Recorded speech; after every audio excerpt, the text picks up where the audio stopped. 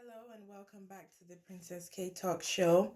On this segment, we were talking about the beauties and dangers of marriage. So it's just a continuation of the other video that I uploaded on beauties and dangers of marriage, and these are just more points to add to it. Um, so I'm just going to express more points on it, adding to what I already discussed a couple of days ago. So age is nothing compared to marriage, right? Although it's better to be matured. Just like I said last week, you could be 26 and be knowledgeable and be so matured that you're ready for a relationship and marriage. Um, and at the same time, you could be 36 or 40 years old and be immature and not be ready for marriage. So it's not age that we use to determine it, it's more or less maturity and knowledge of it all, and knowledge to maintain marriage as well. That takes, that actually takes it to be maintained, right? So on the second point is marriage is complicated. We all know it can get very complicated very quick, and it can get very romantic and loving and sweet, and it can go from 0 to 100 real quick, and you'll be thinking, what just happened just now? So that's relationship. um Love isn't the qualification for marriage. Love doesn't keep a marriage together. Now, when I heard this and I researched this, I was like, really? I've always thought love was the foundation, But it turns out, actual fact, that while love is important and it's also crucial and critical in marriage, um, it takes knowledge to hold it together. Because you have love here, then you have knowledge. Because the thing why love can't keep it all together is because sometimes you're gonna fall out of love with your partner, and sometimes when your partner walk into a room, you don't always feel that butterfly anymore, or that sensation like, oh my god, you don't always feel that anymore, after you've gone into maybe 2 to 5 to 10 years of marriage. But at the same time, it's also very important to remember that knowledge keeps it together. The knowledge of how to maintain it, the wisdom on how to maintain marriage is so important and is so key. As to, you know pray to God to give you that knowledge, because knowledge is power. It's more powerful than love, but love is key as well. So I'm not saying love is not important, but love is not enough to keep a marriage together. Love should be the foundation of it, but at the same time, there also needs to be more than love to keep it together. Because if it's just love, then there's going to be so many things that you guys are going to go through in marriage that can tear you guys apart. And love won't really be enough to sustain it, because love is a commitment. And a lot of people get this wrong, but love is a commitment and it's not about feelings. Yes, the feelings will come, and the feelings are also likewise important, but love is a constant commitment. Just like you decide to commit to God, you constantly decide that I'm going to commit to this person no matter how you feel, no matter even if you feel like leaving this person or divorcing this person or saying I want a way out. It's a commitment. It's constantly every day making that decision that you're going to be committed to this person, and that's just what commitment is, and that's just what love is. Um so, and the other point I also want to express is the only thing that makes marriage work is knowledge. Just like I said before, is knowledge of it all. Do research, go to marriage seminars. Even these are for the single people who already have a fiance, or they're thinking about getting married or would love to get married. Do so much research in it, in who a man is, how to live with a man day in day out, how to live with a woman day in day out, how to understand a man, how to understand a woman. It's so important, so that when you get into marriage, no matter what it is, you'll be able to deal with it.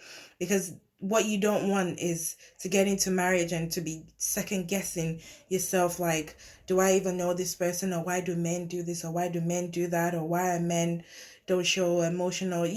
It's just do a lot of research, do a lot of praying to God, do a lot of Bible study, go to marriage counselors, talk to people who have been married for 40 years, who have some sort of experience in marriage, and get as much information and as much knowledge as possible before going into it. And trust me, you will not regret it. Another point I also want to say is, love brings joy, but it doesn't bring what love brings joy, but it doesn't bring what it takes a male marriage, or to make a marriage work.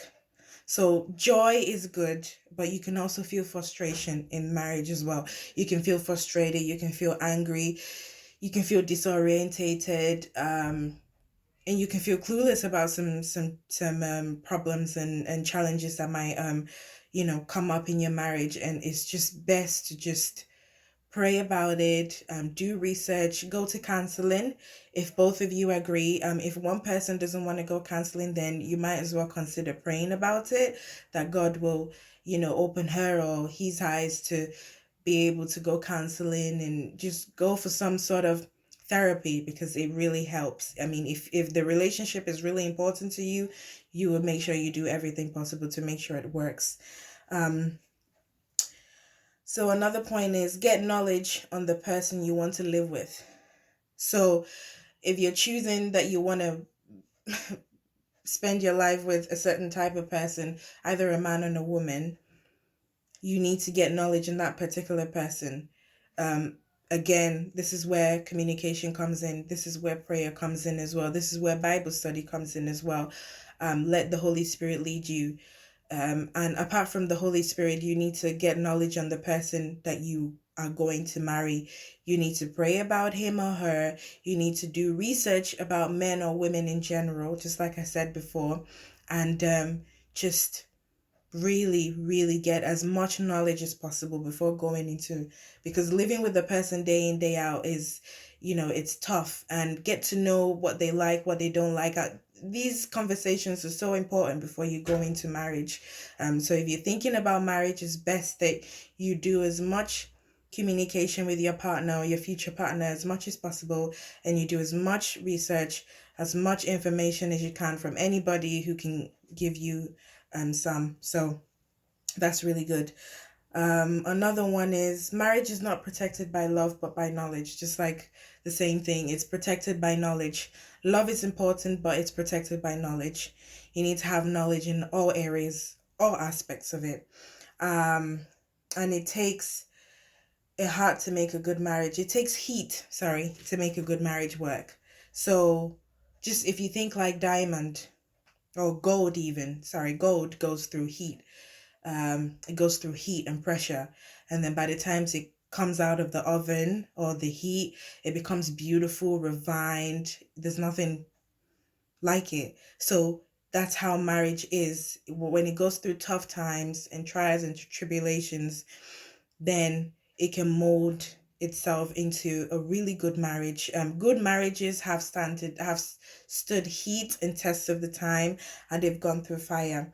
And the last point is, marriage is supposed to become stronger under pressure and not weaker.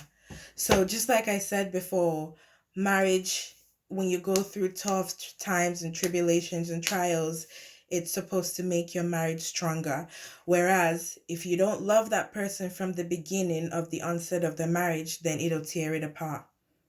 It wouldn't give you something to want to work, or give you a what's the word for it, to give you oh, my mind has just gone blank. It'll give you inspiration.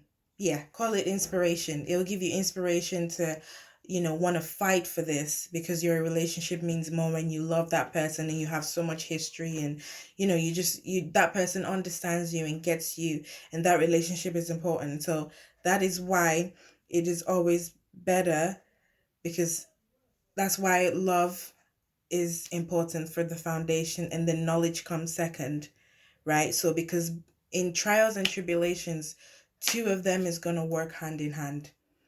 And of course, not forgetting putting God in the center of your marriage as well, because that's key to any relationship. So Thank you ever so much for listening. I'm sorry I have exceeded my time limit, but I wanted to expand more on it and so that you can be able to understand what I am talking about and you can be able to get more knowledge on it. So I do apologize if I'm rambling on and talking. So thank you ever so much for listening, and I will be back next week or a couple of days. I'll upload a video, and we're going to be talking about causes of divorce, the leading causes of divorce. I'm telling you, the reason is endless, but we're going to talk about it. So please stay tuned and don't forget to subscribe to my channel and like my video. And I hope you've enjoyed this little session. So thank you ever so much for listening, and God bless you.